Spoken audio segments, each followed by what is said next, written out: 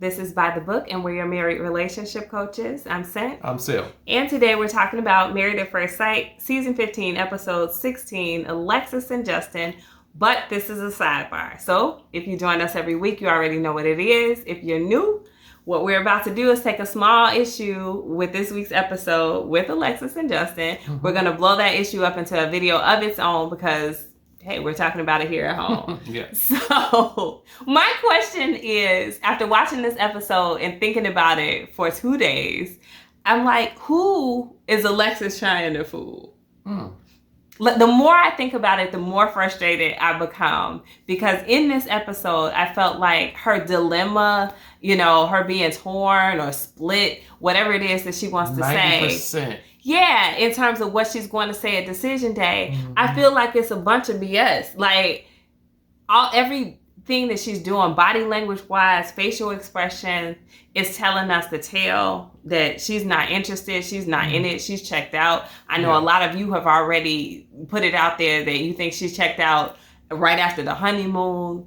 I don't know if I wholly agree with that, but I think somewhere along the lines within these last 2 or 3 weeks, definitely after the sex wasn't good, I think she checked out.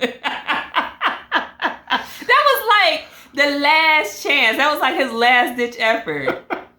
And then when we discovered that, he's so unfreaky that he got to get freak advice from his mama. I'm sorry. I mean, that was it, babe. No? I think that was it. You on a roll. Keep going. I'm just so, that's why we're having this conversation. Yeah. Maybe it's a one-sided conversation. But I'm asking my husband here, like, who does she think she's fooling?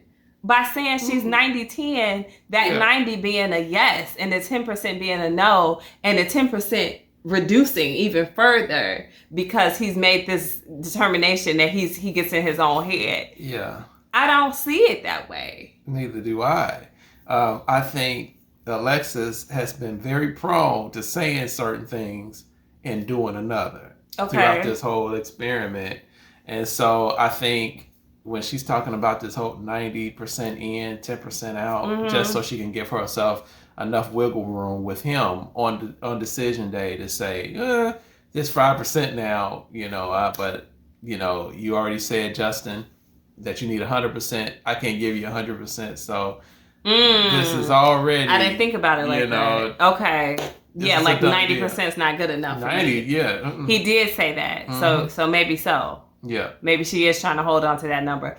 But I don't really know. It's like, I hope that she's not doing it to like set him up for failure. I don't see her as being that malicious. I do. Just to hurt him further? I don't think so. I think Alexis would do anything to make Alexis look good and Justin look bad. That's my personal feeling on that. And I don't think anybody could change my mind. I don't know. I don't feel like she purposely necessarily wants to be mean to him. But I truly feel like, and I felt like this the whole season long, she's not into him. She doesn't like him. She doesn't find him physically attractive. She doesn't find him emotionally attractive. She doesn't find him masculine enough. He's obviously not a big enough freak. He's got problems with, duration. He's got problems with thrust. I'm like, she didn't say anything about thrust. You gonna add stuff on. She didn't say anything about thrust. The motion is missing. I think she did. She didn't say anything. Let us know, guys, right now. Drop that comment right now if she said something about thrust. Or did I make that up? You made that up. She said nothing about that. She said stamina. Now what, if I'm right, you owe me something. So stamina. That's what she said. Oh my goodness. I just feel like that's all it is, though. I don't feel like she's trying to necessarily hurt him. I think she feels bad about the dog situation. I think she feels bad. She even said it. I don't want to hurt my husband by, disappointing him or saying no at decision day. But she also doesn't want to make a poor decision for herself. And she said for her marriage, but, for herself and her future. by saying yes when she really doesn't mean yes.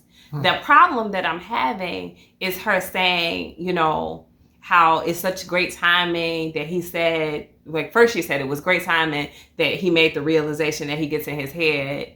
But then she's like walking it back, saying, well, is it too late? And then in that same conversation, not that long after she said, like, it's good timing and she feels good about things, then she smacks him in the face with the, maybe we're better off as friends. And I'm like, okay. Yeah. And his face, I mean, his poor face, I felt really bad for him when she said that, because he doesn't know. It's like he's going through these ups and downs, like the high hopes, and then the bottom drops out. Yeah. You know, as she's saying these things, like she's given, I don't know, she's given back and forth probably 3 or 4 different times during this one episode. Yeah, yeah. I don't know who she's trying to fool here. Like, is production requiring her to sound like she's undecided? That could be it, I suppose. It could be. You know, it could be. Where you got to give the pros and the cons because we don't want the viewers to already know that it's a no. They got to have a question in their head. Yeah.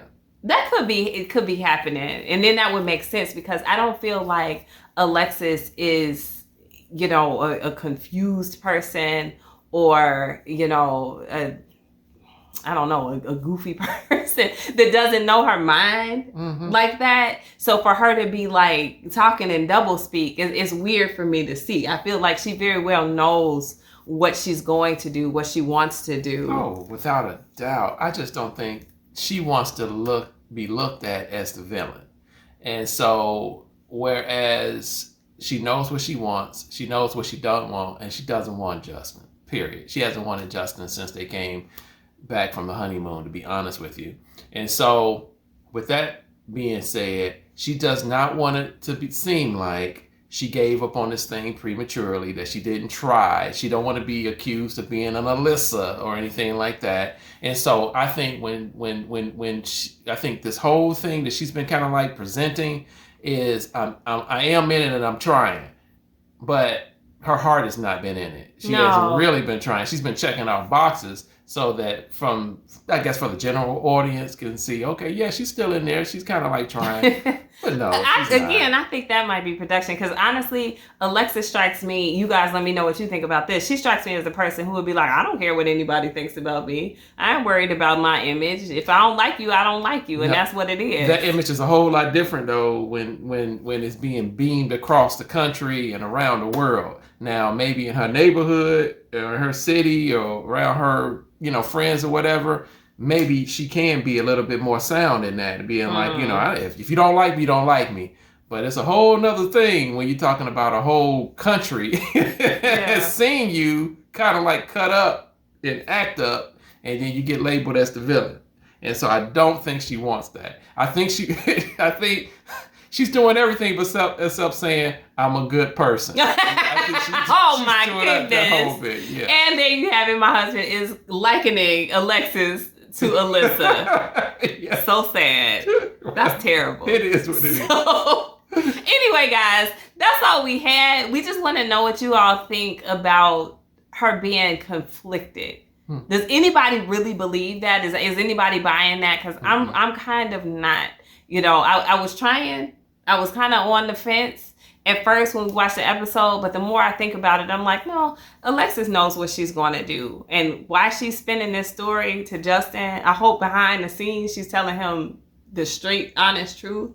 Because I don't want him to feel like she's conflicted if she's going to say no. Yeah. You know, I want him to know she's going to say no. And if they ask him first, then he can go ahead and say his no based upon her saying no. Yeah. And not, you know, be any more humiliated maybe than he already has been. I don't think she has. I don't think she's that upfront, and I don't think she's that caring, you know, toward him, to be honest with you. You were nice to her in just the last video. I don't know if I was nice. Well, you gave us some credit. I did give her some credit, but not on this.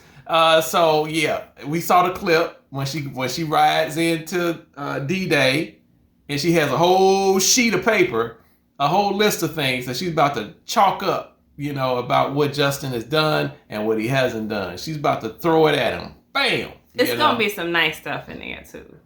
She's going to say some nice things. You brush your teeth in the morning. No.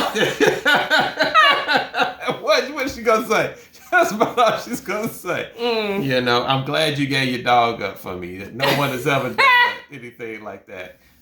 But you cry too much.